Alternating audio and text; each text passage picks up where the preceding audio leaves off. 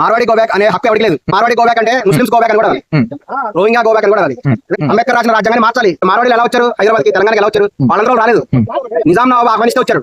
నిజాం నవాబు అలీఖాన్ గారి యొక్క భార్య వాగ్యం బేగం అనేటువంటి ఆమె కూడా మార్వాడీలందరినీ పిలిచింది. రజాకర్లు తెలంగాణలో చాలా అరాచకాలు చేశారు, చాలా మంది మీద దాడి చేశారు. మరి రజాకర్లు ఎప్పుడైనా మార్వాడి మీద దాడి చేసినట్టుందా చరిత్రలో? తెలంగాణలో మార్వాడి గోబ్యాక్ నడుస్తుంది. దీని గురించి మీరే మాట్లాడతారు?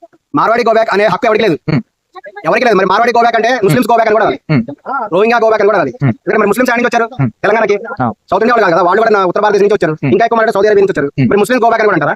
వీళ్ళని ఎందుకంటున్నారు అంటే ముస్లిమ్స్ వాళ్ళు ఇప్పుడు ప్రస్తుతం ఏమి ఇబ్బంది లేదు, కానీ మార్వాడి వల్ల తెలంగాణలో ఉన్న వ్యాపారస్తులు వాళ్ళ వ్యాపారం నడవట్లేదు. వీళ్ళు రోజు రోజు పెరిగిపోతున్న వల్ల వాళ్ళ వ్యాపారం నడవట్లేదు. అందుకని వాళ్ళు మార్వాడి గోబ్యాక్ అంటే రాజ్యాంగ విరుద్ధం. గోబ్యాక్ అని ఎవరు అన్నారు? అన్నప్పుడు అంబేద్కర్ రాసిన రాజ్యాంగాన్ని మార్చాలి. అంబేద్కర్ రాసిన రాజ్యాంగాన్ని మార్చండి. రాజ్యాంగంలో ఉంది ఏ కులం మతం అనేటువంటి ఏది లేకుండా ఎవరైనా ఎక్కడైనా భారతదేశంలో పనిచేసుకోవచ్చు, వ్యాపారం చేసుకోవచ్చు. రాజ్యాంగంలో ఉంది. మరి రాజ్యాంగాన్ని వ్యతిరేకిస్తున్నారా? అంబేద్కర్ రాసిన రాజ్యాంగాన్ని మరి తెలంగాణ క్షేమాన్ని వ్యతిరేకిస్తున్నారా? అంబేద్కర్ సిద్ధాంతాలకు వ్యతిరేకంగా ఉన్నాడేమో క్షేమం అని అనిపిస్తుంది. ఇప్పుడు పోటీ ఉంటుంది. అసలు మార్వాడీలు ఎలా వచ్చారు? హైదరాబాద్ కి తెలంగాణకి ఎలా వచ్చారు? వాళ్ళందరూ రాలేదు. నిజాం నవాబు ఆహ్వానిస్తే వచ్చారు. నిజాం నవాబు అలీఖాన్ గారి యొక్క భార్య వాగ్యం బేగం అనేటువంటి ఆమె కూడా మార్వాడీలందరినీ పిలిచింది. మీరు తెలంగాణకు రండి, హైదరాబాద్ లో మీరు అందరూ వ్యాపారం ప్రారంభించండి, అభివృద్ధి చేయండి, ఇక్కడ వ్యాపారం డెవలప్మెంట్ చేయండి అని ఆహ్వానించింది. మొదట మార్వాడీలు ఒప్పుకోలేదు హైదరాబాద్ రావడానికి. ఎందుకంటే ఇక్కడ ముస్లిం దేశం ఉంది, మేమేమో ప్యూర్ స్వచ్ఛమైన హిందువులము, మాకు ఇక్కడ విధానాలు సరిపోవు అంటే ఆమె ఏమన్నది, మీకు పూర్తి సపోర్ట్ చేస్తాము, పూర్తి రక్షణ కల్పిస్తామని చెప్పింది. ఇప్పుడు ఉన్నటువంటి ప్రజెంట్ బేగం బజార్ ఏదైతే ఉందో ఈ బేగం బజార్ లో మార్వాడీలందరూ కూడా స్థలాలు ఇచ్చింది, వ్యాపారాలు పెట్టుకోవడానికి కూడా వసతి కల్పించింది ఆమె. అలాగే మార్వాడీలందరికీ కూడా నిజాం నవాబు సపోర్ట్ చేశాడు. నిజాం నవాబు భార్య బేగం గారు సపోర్ట్ చేశారు. మీరు గమనించండి, రజాకర్లు తెలంగాణలో చాలా అరాచకాలు చేశారు, చాలా మంది మీద దాడి చేశారు. మరి రజాకర్లు ఎప్పుడైనా మార్వాడి మీద దాడి చేసినట్టుందా చరిత్రలో? లేదా మరి రజాకర్లు ఎందుకు దాడి చేయలేదు? మార్వాడి మీద అప్పుడే దాడి చేయాల్సింది చేసి ఎందుకు చేయలేదు? మిగతా హిందువుల మీద దాడి చేశారు కానీ రజాకర్లు ఎందుకు మార్వాడి మీద దాడి చేయలేదు? దీనికి కారణం ఏంటంటే మార్వాడీలకు సపోర్ట్ నిజాం నవాబు. రజాకర్లు అనేటువంటి వాళ్ళు మార్వాడికి సపోర్ట్ ఉండేవారు ఆ రోజుల్లో.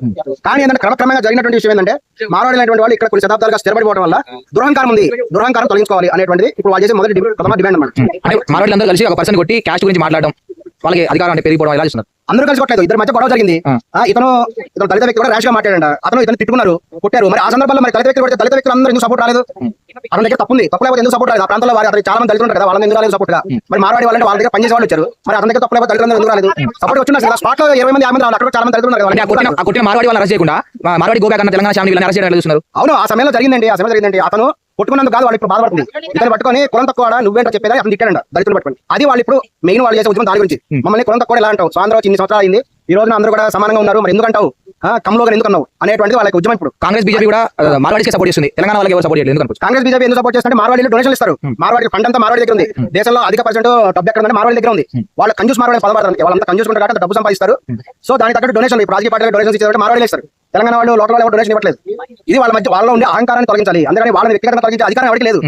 అంటే నాసిరకం వస్తువులు తెచ్చి తక్కువ అమ్ముతున్నారు వ్యాపారస్తులు, దానికంటే తక్కువ ఎలా అమ్మగలుగుతున్నారు వాళ్ళు? నాసిరకం వస్తువులు అమ్మారు అంటే అది అందరూ అమ్ముతారు, ఓన్లీ మార్వాడీలు అమ్ముతారని ఎలా చెప్పగలుగుతారు? బిజినెస్ లో ఏంటంటే మంచి అమ్ముతారు, నాసిరకం కూడా కొంతమంది అమ్ముతారు. అప్పుడు దానికి సంబంధించిన డిపార్ట్మెంట్స్ ఉన్నాయి కదా, వాళ్ళు కంప్లైంట్ చేసుకోమను. ఇక్కడ కూడా జరిగినటువంటి విషయం, ఒక మార్వాడి అతను దళిత వ్యక్తిని తక్కువ కులం తిట్టాడు కాబట్టి అవమానించాలని చెప్పేసి వాళ్ళు ఎస్సీ ఎస్టీ కేసు పెట్టారు. పెట్టినప్పుడు వాళ్ళిద్దరి మధ్య ఉన్నటువంటి వ్యక్తిగతమైనటువంటి గొడవ. దానికి అతను తగినటువంటి శిక్ష విధించాలి. వాళ్ళు వచ్చి మార్వాడీలో వచ్చి క్షమించమని నిన్న ఇప్పుడు దండం కూడా పెట్టారు. అంత దండం పెట్టాల్సిన అవసరం కూడా లేదు. ఇప్పుడు కృష్ణ అనేటువంటి ఆయన ఎందుకు చేస్తున్నారు అంటే తెలంగాణ శ్యామ అనే అతను వీళ్ళు ఖచ్చితంగా కూడా హిందూ మతాన్ని కూడా అడగడానికి కుట్ర జరుగుతున్నటువంటి డౌట్ వస్తుంది. ఎందుకంటే మార్వాడి అనేటువంటి వాళ్ళు గోసేవ చాలా చేస్తారు, దాదాపు 10,000 ఆవులని కాపాడుతున్నారు హైదరాబాద్ లో. మరి వేరే వాళ్ళు చేయట్లేదు కదా, అందువల్ల వాళ్ళు హిందూ మతానికి సపోర్ట్ గా ఉన్నారు కాబట్టి వీళ్ళని కనుక ఎల్లగొట్టేస్తే ఇక ఇక్కడ ఎవరు సపోర్ట్ ఉండాలని కూడా భావిస్తున్నారు. ఇంకొకటి ఏంటంటే ఆల్రెడీ ఆంధ్ర తెలంగాణ అని గొడవలు తెచ్చారు. ఆంధ్ర గోబ్యాక్ అన్నారు, ప్రత్యేక తెలంగాణ వచ్చి ప్రత్యేక తెలంగాణ ఏమైంది?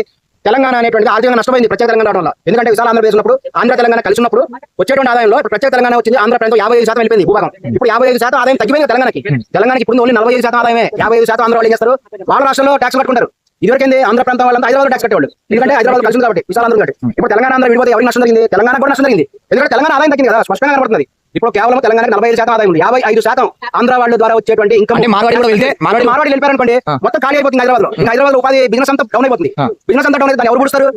శ్యామ్ పుడుస్తాడా, పృథ్వీరాజ్ పుడుస్తాడా? వాళ్ళు ఏం చేయగలుగుతారు? చైనా నుంచి వచ్చే కల్తీ దమ్ముంటే ఒక చిన్న షాప్ పెట్టమను, రోడ్ మీద పానీపూరి షాప్ పెట్టమను. నువ్వు ఒక శ్యామ్కి చెప్తున్నాను, తెలంగాణ శ్యామ్కి దమ్ముంటే పానీపూరి షాప్ పెట్టు, రోడ్ మీద పెట్టగలుగుతాం, బిజినెస్ చేద్దాం. టీ షాప్ పెట్టు, నీకు చాదైతే ఛాలెంజ్ చేస్తున్నా, రోడ్ మీద చపాతీలు నీకు చాదైతే నీ వల్ల అది కూడా కాదు. నువ్వు చిన్న బిజినెస్ చేయలేవు, చిన్న వ్యాపారం చేయలేవు, ఏమి చేయలేవు. చేసే వాళ్ళందరినీ కూడా మీరేంటంటే ఈ విధంగా గోబ్యాక్ కట్ట ఆర్థిక వ్యవస్థ కుదేలైతే ఎవరు బాధ్యత?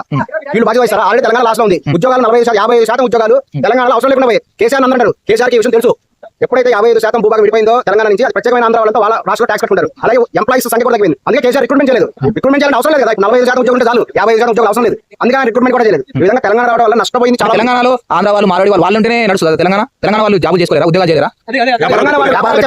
మార్వాడి లేకపోతే తెలంగాణలో వ్యాపారం చేయలేరు. వ్యాపార రంగంలో ఖచ్చితంగా పోటీ ఉంటుంది.